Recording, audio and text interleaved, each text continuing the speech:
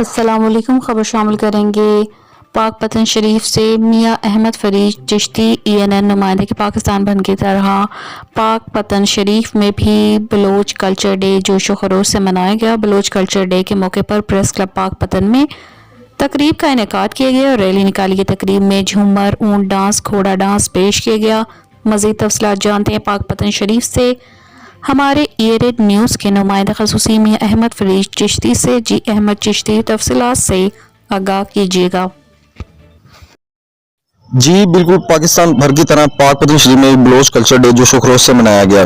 Baloch culture day کے موقع پر press club پاک پتن میں تقریب کا انعقاد کیا گیا اور ریلی نکالی گئی۔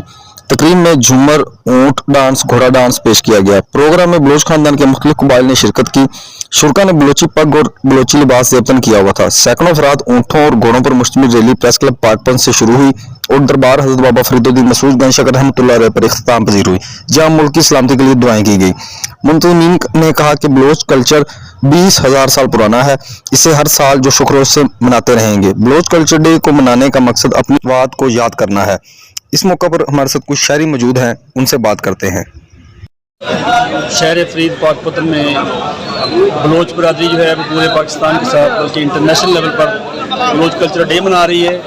اس ڈے کے منانے کا مقصد جہاں بلوچ کلچر کو، بلوچ ثقافت کو اجاگر کرنا ہے۔ عالمی بلوچ کلچر ڈے کے موقع پر ہم